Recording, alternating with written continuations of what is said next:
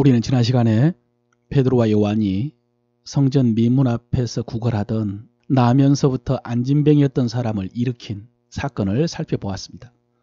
그때 주목하여 묵상했던 말씀은 제9시 기도 시간에였습니다.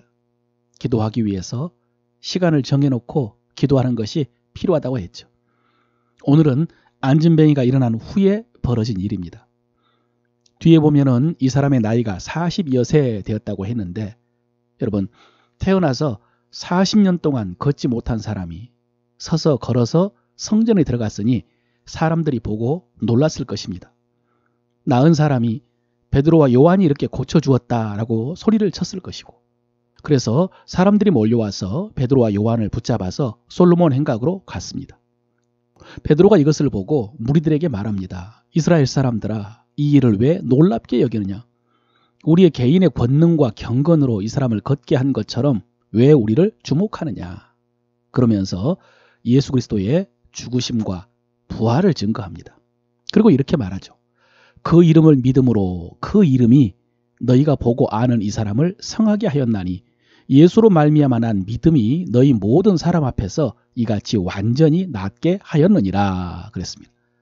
여러분, 지금 베드로는 이 사람이 어떻게 낫게 되었나를 말하고 있습니다. 우리가 한 게 아니다. 예수를 믿는 믿음이, 그리고 그 이름이 이 사람을 낫게 했다라고 했습니다.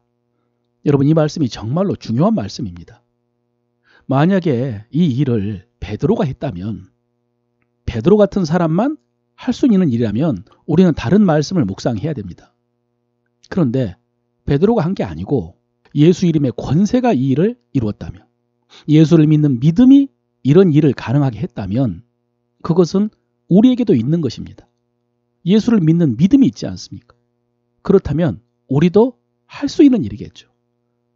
여러분, 여기서 예수의 이름으로 이 사람이 낫게 되었다라는 것은 우리가 예수의 이름으로 기도하는 것과는 조금 다른 차원입니다. 다시 베드로가 안진뱅이를 고치던 장면을 보시면요, 베드로가 이르되 은과 금은 내게 없거니와 내게 있는 이것을 너에게 주노니 나사렛 예수 그리스도의 이름으로 일어나 걸으라 하고, 이 상황을 엄밀하게 보면은 베드로는 하나님께 고쳐달라고 기도하지 않았습니다. 하나님께 예수의 이름으로 기도하지 않았습니다. 대신 안진뱅이에게 나사렛 예수의 이름으로 일어나라 라고 말했습니다. 명령했습니다. 그랬더니 발과 발목에 힘을 얻고 일어났습니다. 여러분, 여기서 예수의 이름은 어떤 의미가 있을까요? 우리가 잘 아는 요한복음 1장 12절에 보면은 영접하는 자, 곧 그 이름을 믿는 자들에게는 하나님의 자녀가 되는 권세를 주셨다라고 했습니다. 여기서 권세라는 말씀이 특별합니다. 그냥 영접하는 자에게는 하나님의 자녀가 되게 했다라느니, 아니면 그 이름을 믿는 자들에게는 하나님의 자녀가 되는 은혜를 주셨다라고 해도 되는데, 그런데 영접하는 자에게 하나님의 자녀가 되는 권세를 주셨다고 했습니다. 여러분, 그렇습니다. 예수를 영접하고 그 이름을 믿으면 하나님의 자녀가 되는 권세를 갖는 것입니다. 이 권세라는 헬라어 엑수시아에 대해서 헬라어 사전을 그대로 설명드린 적이 있습니다.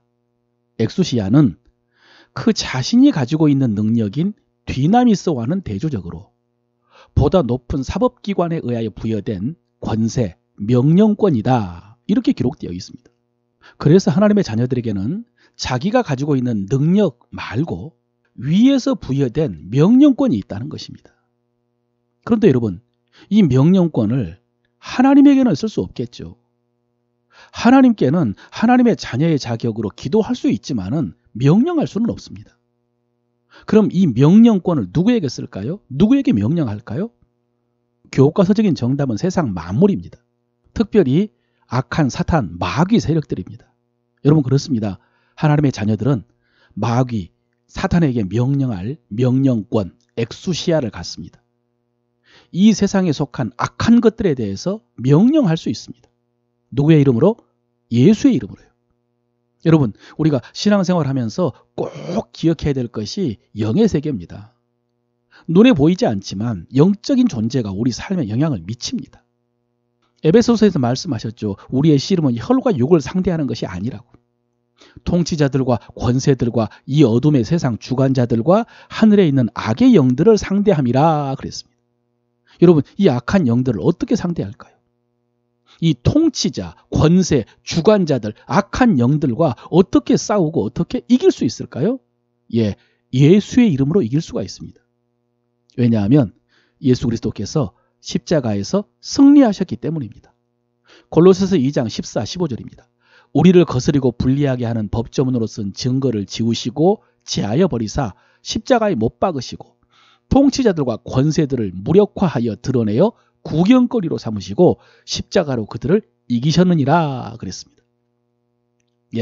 예수 그리스도께서 마귀의 세력을 무력화하셨습니다. 십자가로 이기셨습니다. 여러분, 이것이 진리입니다.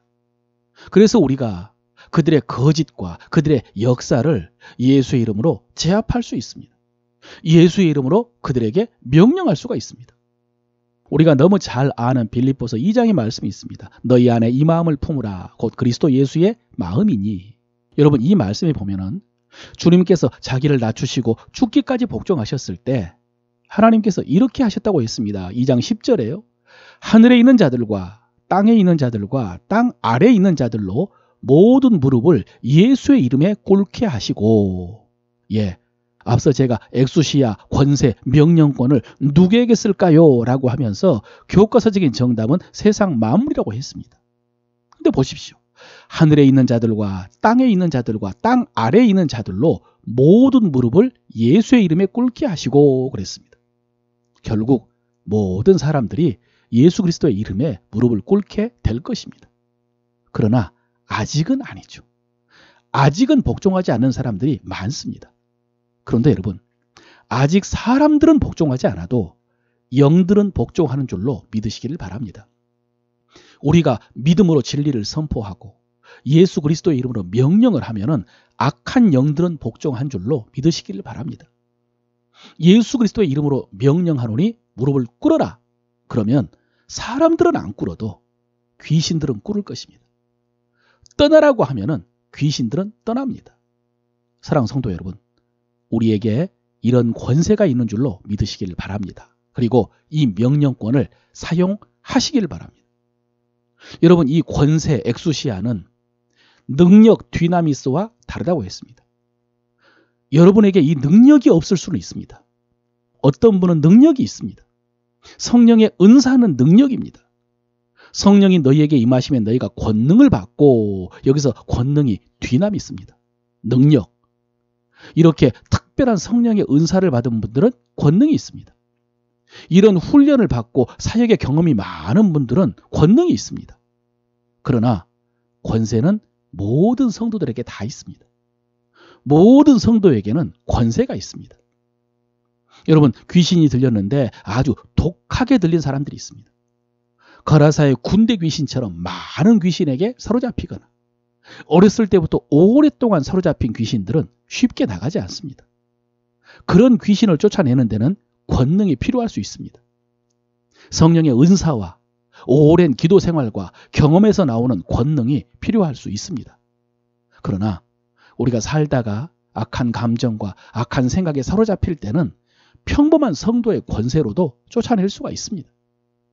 어떤 성도들은 병 고치는 은사를 받는 분이 있습니다. 신유의 은사죠. 그래서 평범한 성도들이 그런 능력을 받은 분들처럼 병을 고치지 못할 수도 있습니다. 그러나 성도의 권세로도 병을 고칠 수 있습니다. 오늘 베드로처럼 병에 대해서 명령할 수 있습니다. 여러분, 기억하십시오. 한 가지만 있는 것이 아닙니다.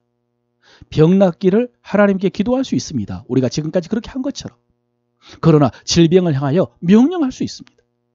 예수님께서 이 땅에 계셨을 때 가장 많이 한 일이 병자를 고쳐주신 일입니다. 그 주님께서 제자들에게 이렇게 말씀하셨습니다. 내가 진실로 진실로 너희에게 이르노니 나를 믿는 자는 내가 하는 일을 그도 할 것이요 또한 그보다 큰 일도 하리니 이는 내가 아버지께로 감이라 그랬습니다. 여기서 아버지께로 간다라는 말씀의 의미는 먼저 십자가로 하나님의 구원을 이루셨다는 의미입니다. 그리고 하늘에 오르셔서 보좌에서 다스리신다는 의미고, 그리고 우리에게 성령을 보내주신다는 의미도 같이 들어있습니다. 그로 인해서 우리가 하나님의 자녀가 돼가지고 예수 그리스도의 이름으로 주님이 하신 일을 하고 더 큰 일도 하게 될 것입니다. 다시 한번요. 예수의 이름으로 주님이 하신 일을 우리도 하고 어쩌면 더 큰 일도 할 수 있을 것입니다. 사랑하는 성도 여러분, 이 말씀을 믿으시길 바랍니다. 계산하지 마시고 제한하지 마십시오. 주저하지 마시고 두려워하지 마십시오. 이 말씀대로 순종하여 예수의 이름으로 주님이 하셨던 일을 하십시오. 이 설교를 준비하는데 옛날에 현대그룹 정주영 회장의 말이 계속 생각났습니다. 그분이 이런 말 자주 했다잖아요. 해봤어? 해봤냐고. 예, 해보지도 않고 안 된다고 하지 말고 일단 해보라는 것입니다. 사랑하는 성도 여러분, 꼭 해보시기를 바랍니다.